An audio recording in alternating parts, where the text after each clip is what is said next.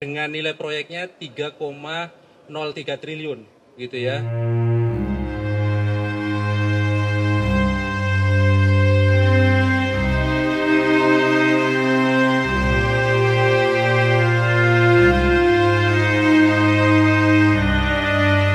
Jadi betul KPK saat ini sedang melakukan proses penyidikan dugaan APD, alat perlindungan diri APD untuk COVID-19 di Kementerian Kesehatan RI tahun anggaran 2020-2022 dengan nilai proyeknya 3,03 triliun gitu ya.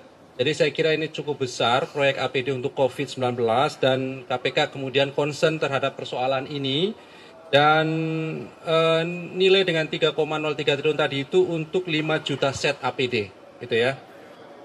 Penyidikan masih berjalan tentunya dan teman-teman sangat yakin tahu bahwa nama-nama tersangka pasti kami akan publikasikan nanti ketika proses penyidikan cukup dan kemudian kami lakukan penahanan terhadap para tersangka. Jadi perkara ini berkenaan dengan dugaan penyalahgunaan kewenangan begitu ya, sehingga ada dugaan timbul kerugian keuangan negara. Saya tahu teman-teman akan bertanya kerugian keuangan negaranya sekira berapa begitu ya.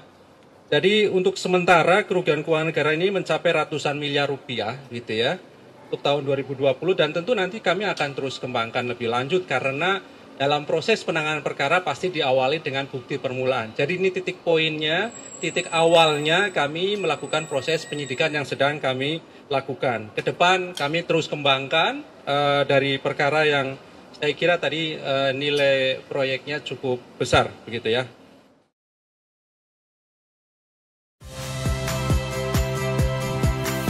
Saya Ihsan Sitorus.